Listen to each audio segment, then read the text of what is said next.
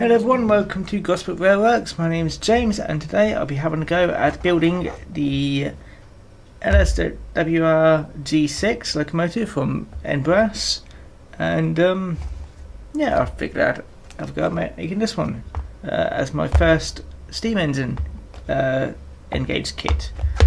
As you can see, it comes in a very nice little package like this. Originally it does come in a brown envelope, but yes, very nice compact packaging.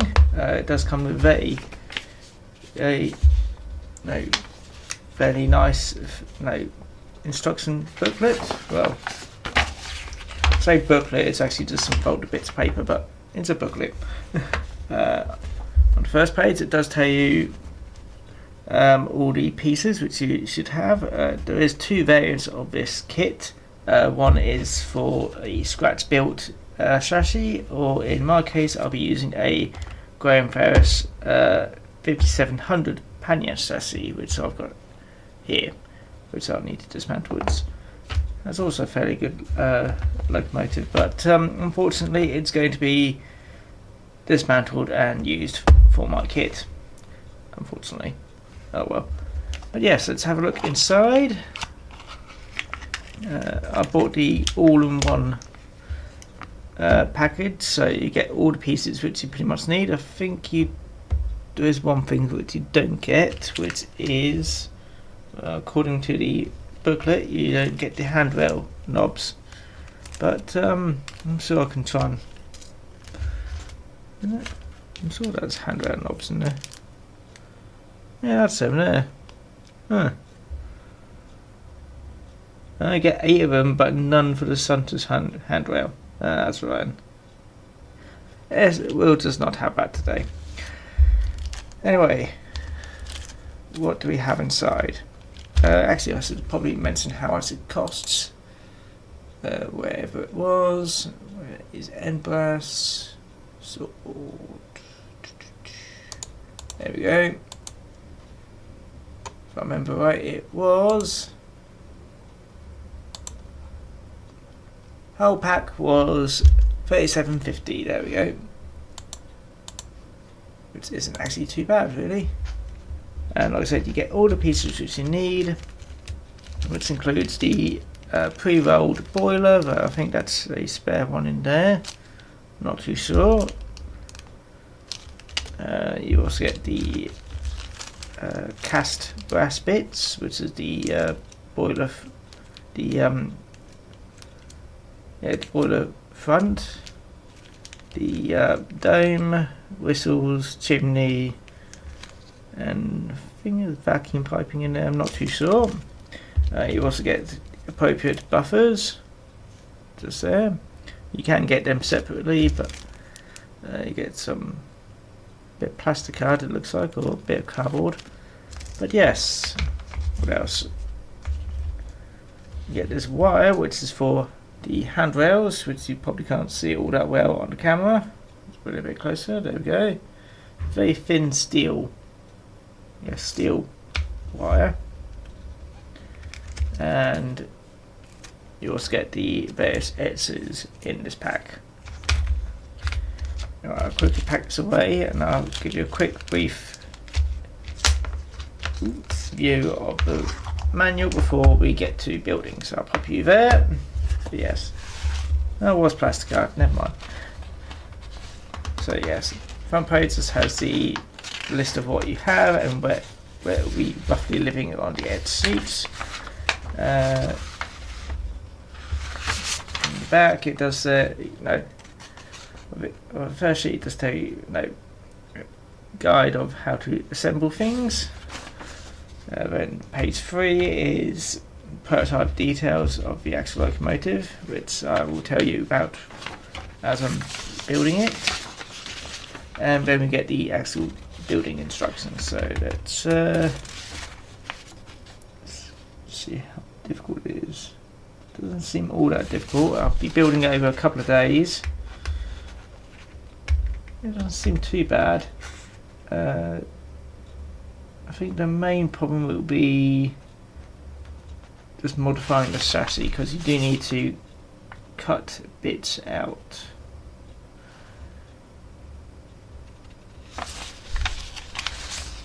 But that shouldn't be too much of a problem. Lampers and all that lot. I may attempt to DCC the locomotive. I haven't actually DCC'd a tank engine kit before. All I've done is my two EMUs, so it'll be a bit interesting. I'm going to find a appropriately sized decoder. Anyway, I'm going to stop waffling on, and I'll show you my usual method of showing you how I build kits by somewhat like a slideshow. So here we go. I know I forgot one thing, and that is that I'll be most likely going to be trying to use super glue this time instead of soldering, as I said, I've not built a steam engine kit before. I'll see how the super glue goes at first. If it doesn't go well, I'll go back to the usual thing of using solder. But I don't think it'll be all that bad. It's only super glue. I only stick to one thing, which will probably be me. So anyway, I'll get on with building. So here we are. The LSWR G6 was a new design by William Adams, who intended the class to be a 060 version of his 02 class passenger locomotives. The rear arrangement was ideal for the tight curves and the traction needed in shunting activities, with the shorter wheelbase helping to solve these concerns. Well, I figured I'd do a little bit of a clip halfway through the build. The reason why I've done this is mainly because first of all, just to show off what I've done what it's done so far. I know these aren't perfect, but I'm not quite sure how to make them more closer to.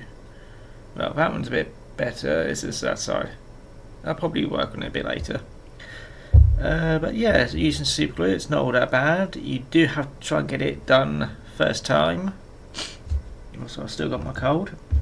But yeah, the reason why I stopped is because apparently this is meant to be able to fit onto the chassis now, but it can't quite do that because this particular chassis is too long, and if you see the two green lines which I put on, this is roughly how much I need to take off from either end. So yeah, I've removed both the couplings, and it's more or less ready for using my Dremel tool just to cut them off and then grind it down. While I'm at it, I'll also be taking some material. Let's make sure I'm on in the camera. Just take some off from the top. I will be covering up the axle motor itself, so nothing gets in there. I'll be using what was it? Masking tape. That was it. So yeah, shouldn't be too difficult. One problem was, well, I say problem. One thing which did happen is the capacitor came off the back. The engine still runs, and as you can see, no issues. So I'm not entirely sure what that capacitor is actually for. I'll reattach it if I. Right, a bit funny here, man. Yeah, I'll reattach it if I need to. But yeah, if somebody knows what that capacitor is for, please let me know. But so far, I don't really see a point of having it. That makes it a bit more easier to put the body on. Anyway, I'm going to get to work cutting these bits off, so I'll bring you back when I'm building more of this. So here we go. Well, here we are. I managed to alter the chassis a bit. I've shortened it on both ends, as you can see. I also have rounded the top, which you can't quite see at the moment because I also replaced the original wire with something far smaller, so of course there's no issues. I think it was this one. This is 0.2mm wire, which that works just as well, really. And I just use some masking tape to make it insulated. So yeah, that fits quite nicely. It won't actually fit at the moment because I've got the screw in here, which was glued on here, but it kept snapping off, so I figured I'll just leave it for now. I kept having problems sticking it back on, but it will stick back on.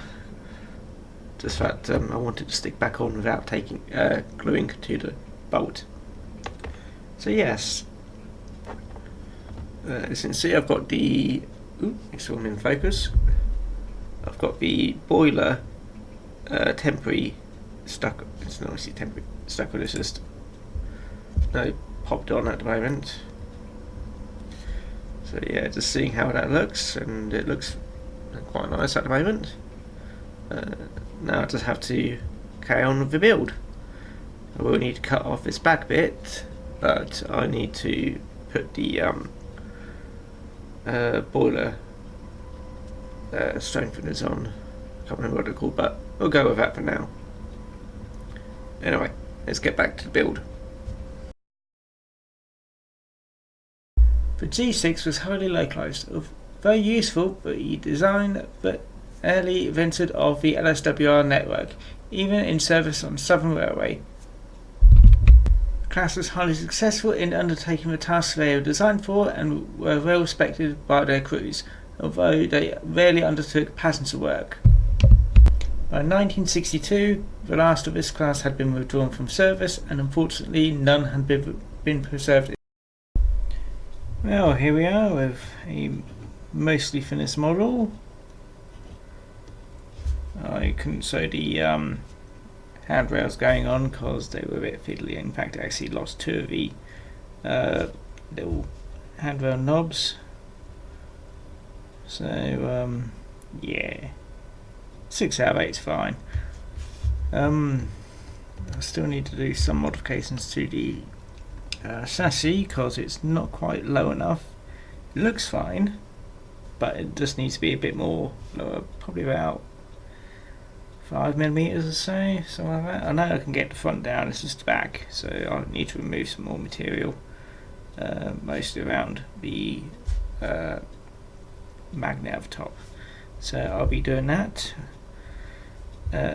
while I'm waiting for some dry weather, because yeah, I need to paint this, which will help insulate it, but yeah, it's not going to be dry for a little while, so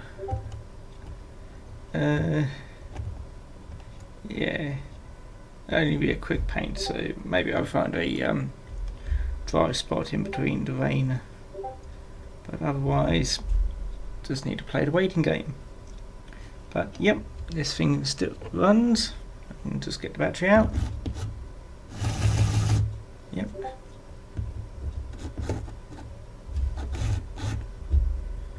Need to clean this bit of track, but it's a bit there we go.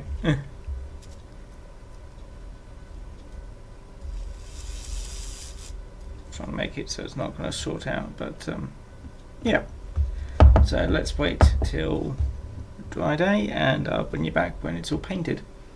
Probably would have put decals on as well, so see in a bit. And here we are, all nicely painted. So fortunately there is 2 things which I couldn't do due to the weather and also missing bits. Also I have cut my thumb, so we'll not let that stop us. But yes, first thing which you can probably notice is that I haven't got the numbers on. I thought I had the numbers, but yeah, don't have them at the moment, so waiting for them in the post. If you noticed, I have actually I probably mentioned this in the previous script, but yeah, I've got the handrails on, so I actually skipped that. Another thing which I haven't done yet is varnishing, but again that's due to weather and I can't really do that. One third thing which I haven't quite done yet is get an appropriate coal load, but that can be done afterwards.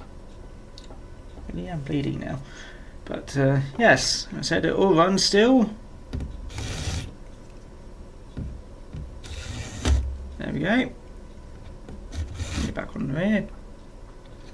So yes, that's the LSWR G6 by N Brass. I said it's my first steam locomotive, and I'm quite pleased with it. It's held up quite nicely. Do need a bit more careful with the glue when I'm doing it, but other than that, I'm quite happy with this little model. I do need to work out how to put couplings on. As you can see, I've kind of cut where the couplings used to be, but yes, might be able to work something out with that, but that's a problem for another day. Then there's also a problem of DCCing it. I have to work out how to DCC the old Faris chassis, but like I said, problem for another day. Anyway, this has been James from Gosport Railworks, and I hope you enjoyed the video. So I'll see you again next time. Bye bye now.